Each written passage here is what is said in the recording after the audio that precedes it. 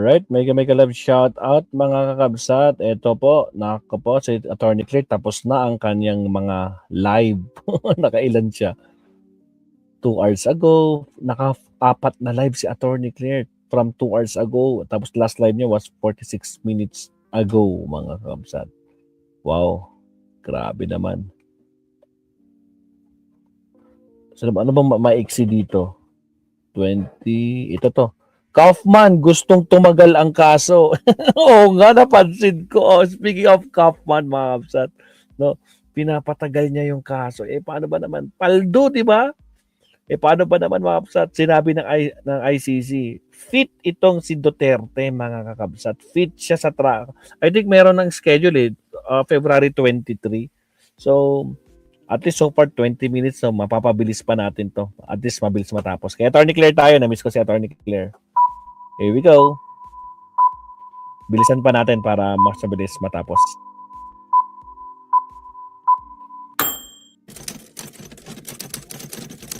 Alright. Paldo. Hello everyone. Welcome back to my YouTube channel, Bato sa Attorney Claire Castro. Today is January 26, 2026. At pang-apat at panghuli na po natin itong live stream. Pang-apat. Nabs, California, Santiago. Bagong balita to.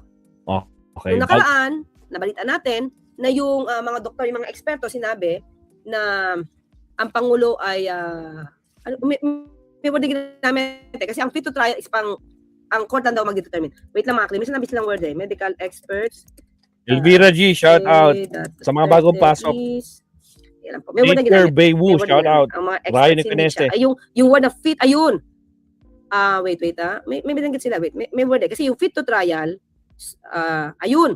Expert, ang ginamit po nila, fit to participate in ICC proceedings. But yung word na yun ng fit to participate in ICC proceedings, ang ginamit ng mga experts. Kasi yung word na fit to stand trial ay ang ICC lang daw ang makakapag-determine. So, base sa kanila, no? Base sa kanila na base sa kanilang findings, ulitin natin 'tong mga video na lang natin. Siya naman ay walang cognitive impairment. Ha? Sige, tuloy. Court, former President medical experts tell the International Criminal Court former President Rodrigo Duterte can undergo trial provided he's given certain accommodations like regular breaks and his preferred food. The experts did not use the phrase fit for trial. Hindi siya ginamit na fit to stand trial o fit for trial because itong word, itong estado na to, court lang magsasabi. Just yet, because it is a legal determination that only the ICC pre-trial chamber only the ICC pre-trial chamber ang pwedeng mag-determine would make. The prosecution urges the ICC to adopt the findings and reschedule Duterte's pre-trial hearing originally set last September. Duterte's lawyer, Nicholas Kaufman, had claimed his client is so cognitively impaired that a trial would not be fair. Duterte is facing 3 counts of crimes against humanity of murder. So pinipilitan pa rin talaga ni Kaufman, no? Na may cognitive impairment yung kanyang kliyente. Kahit na yung mga anak mismo ang nagpapasinungaling kapag tinatanong ng kaniyang mga kaalyadong media sa dahig, na maayos yung kanyang ama.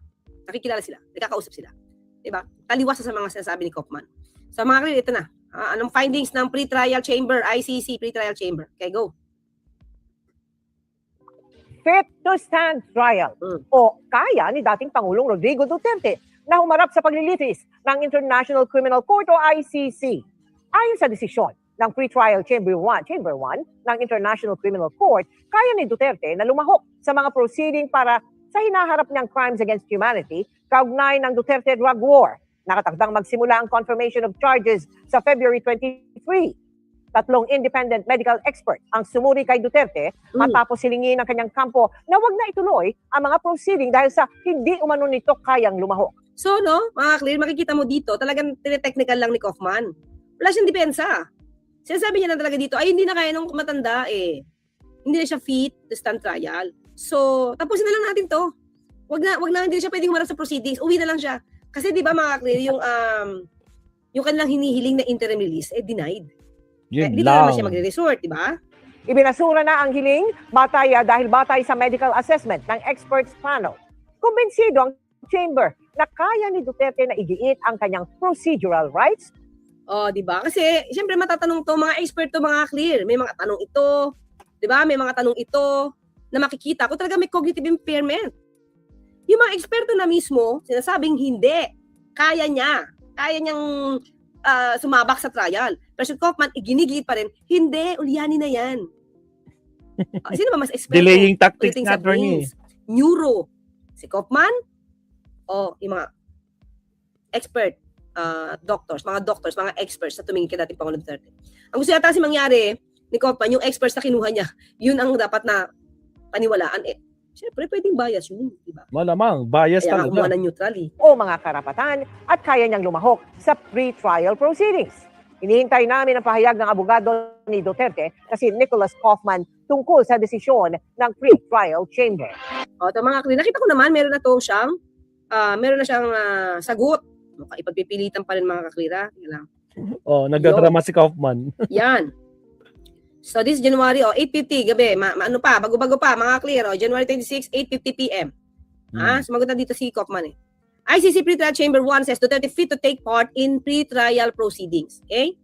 So sabi dito, their decision na to, na ICC Pre-Trial Chamber 1, their decision was based on the medical assessment of 3 independent experts who conducted a medical examination of Duterte. Having regard to relevant legal principles, the medical assessment of the independent experts composing the panel and all of the relevant circumstances of the case, may relevant circumstances. Kasama siguro dito yung kwento ni VP Sara at saka yung pag-i-interview siguro kay dating Pangulong Duterte. Pero tingin ko kasama kasi ikinukwento nung prosecutor yung ginagawa pag nagpapa-interview si Vice Presidente. The chamber was satisfied that Mr. Duterte is able effectively to exercise his procedural rights and is therefore fit to take part in the pre-trial proceedings which are thereby resumed. Naku, tuloy-tuloy na yung hearing. Kaya alam mo, mukhang patatagalin pa rito ni Kaufman. Bakit ba? Monthly pa rin ba ang allowance ni Kaufman? Kaya kailangan tumagal? Kasi habang tumatagal to, may monthly siya, mga ka-clear. Yun yung lumalabas, Well, correct na lang niya kung hindi siya monthly ang allowance niya. Hanapin niya natin. May research ba tayo dito? Attorney Kaufman.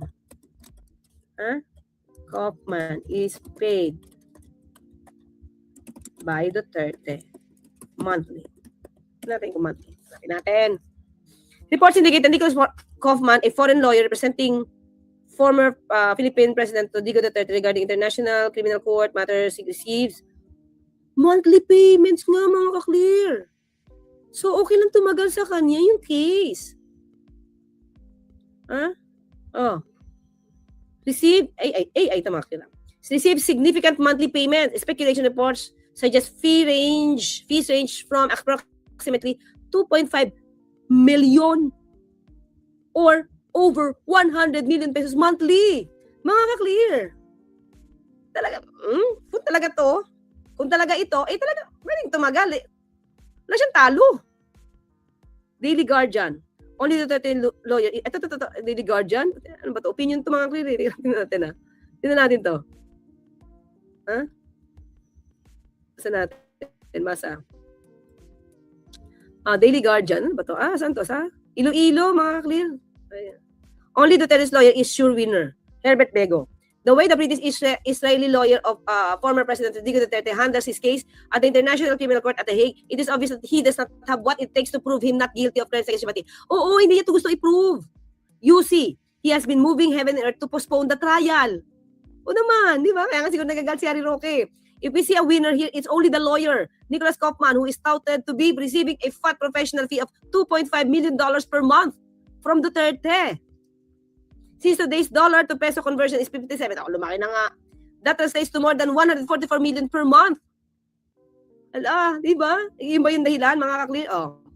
Naturally, it would be more profitable for Kaufman to stick it out with his Filipino client as long as the latter needs him. But if the case drags indefinitely, how could Digong afford it? Has he stashed away $1 billion of unexplained wealth? Sige, ito, ngayon. Ano gagawin ni Kaufman sa decision na yan ng pre-trial chamber 1. Sabi niya dito, mga clear,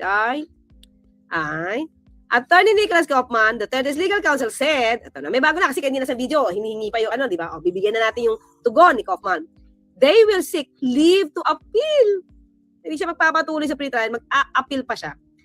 seek leave to appeal today's decision on ground that Mr. Duterte was denied due process. Imagine mo, mga ka-expert na yun, expert, mga doctors, expert, neutral, di ba? Pinili lang sila. Ito. Independent experts.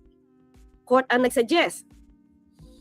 The appointed panel was, in our opinion, anything but independent. Ay, pinapatagal talaga. After selecting, then revoking the appointment of two wholly unsuitable candidates, one of whom was under active suspicion, and the other rabid social media troll. The judges settled on professionals from a shortlist crafted by the registry. Oh, registry pumili. Thereafter, the judge refused to entertain the report supplied by the defense own expert. Oh, bakit mag-own expert kayo? Bakit kayo mag-own expert? Di yun dapat neutral, independent talaga.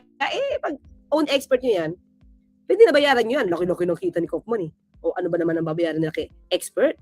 Without motivation and denied a hearing in which the defense could question the appointed professionals in order to clarify the numerous inconsistencies arising out of the individual reports. So, appeal mga clear. Papatagalin pa talaga to. Hindi niya ipagtatago ng kliyente niya na walang kasalanan. Wala siyang depensa. This should also end the drama about the old and the frail man. O, tinan mo? The court clarifies that Duterte is a perceptive person who has a broad understanding of what he has been charged with. Sige, sabi nito. Sige, Conti pala, si Conti. Cristina Conti pala sabi nito. Okay? We are relieved that despite his alleged medical condition, he has functional and mental capacities. The panel of experts even mentioned that his conditions do not prevent him from giving testimony. Diba? Ang problema to baka pagdramahin at the end. Diba? So mag-aapila pa. We are sure that all we will be ready for that day and for every day this case is heard in court. Sabi ni Attorney Cristina Conti. Yan. So pero mag-aapila pa. Nakita nyo ha mga clear. Ano ba naman yun? Kahit tumagal, sino ba naman yung nakakulong mga clear? At kung sino yung nakakulong, sino naman yung kumikita ng millions? Kahit tumagal ito. Diba? So with this, mga tingnan natin kung gano'n pa patatagalin ni Kaufman ang kaso. Supposed to be, dapat ma-schedule na ang pre-trial. Na supposed to be September. Anong buwan na ngayon? Napatagal. Pero depensa, wala tayong didinig kung anong depensa ni Kaufman para kay dating Pangulong Duterte. So kanino kaya kumukuha ito ng budget, mga kapatid? So yun lang po ang pinaka-latest natin dito sa ICC. ICC Pre-Trial Chamber 1 decides Duterte is fit to stand trial. Kaya niya. So yung mga ninais ni Kaufman na unsyami lahat. Interim release, denied. Duterte has a cognitive impairment and that he could not stand trial, denied. So yun mga clear. Okay, maliwanag. Luis Villanueva, habang nidelay nila ang trial, parang mas inalalong umahaba ang pagkakapiit. Hindi ko sa ICC. Yes, kasi mga clear, kung totoo naman wala namang kasalanan si dating Pangulo Duterte, mano ba namang ilaban mo na?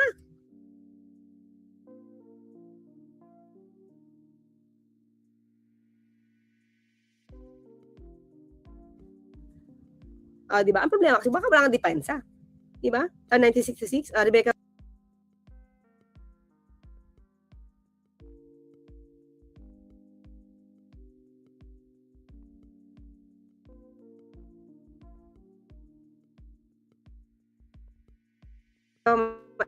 Lagmay?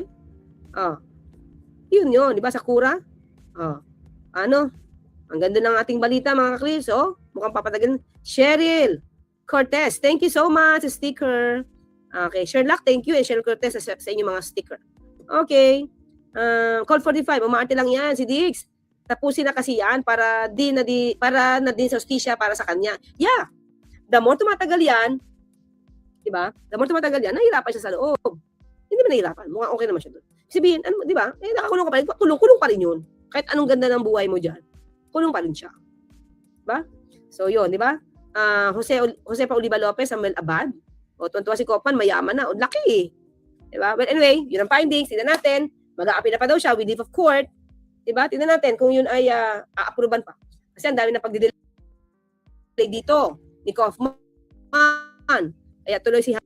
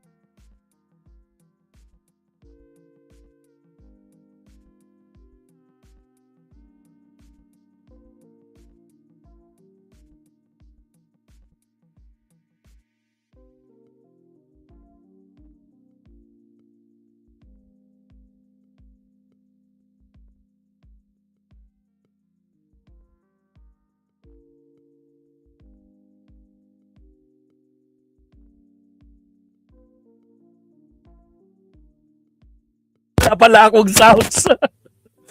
May sinasabi dito si Kwan.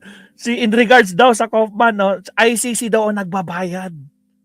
Hindi daw kampo ni Tatay Digong. Tingnan niyo sabi niya, tanga! Anak ng kamote. Nako pa! Wala na. Ang tanga naman nito. Putragis. Pakam sa to. ICC daw nagbabayad kay Kaufman. Kita nyo gaano katanga ang mga garapatang DDS, no? Tulad dito si Nature Buwo. Tanga! Ay, kanina pa ba yan? Ay, sinipa mo na ba? Putragis. Ang tanga naman nito. Pasensya na, di ko pinapansin. Nagulat lang ako. May kaaway yata si Sir Leonardo. Napansin ko. Kanina pa pala to. Putragis. ICC daw nagbabayad kay Kaufman. Ang bobo naman nito. Ay, oh my God. Sabi ko sa inyo, basta DDS may sayad eh. Di ba? Manang-mana, no? Anak ng kamote. Siya, mag-last topic ka tayo mga kabs. Putragis. Teka. Mag-last topic tayo bago mag-alauna ng madaling araw. Putragis. Sayang, di ko napansin to, no? Gusto mo, unhide mo, maestro. Yun lang, aray ko pa. Wait lang. Sige, mag-countdown tayo. Anak ng kamote. Pero anyway, no? Very obvious delaying tactics ang ginagawa nila, no? Mabsat, no? Siyempre, alam niyo na, takot, umarap. Ayaw nilang mag-proceed yung trial. Ayaw nila. Kasi alam nilang mahina, hindi nila kayang depensahan kasi napakalakas ng ebidensya. Di ba? Anak ng kamote. Siya, last topic tayo.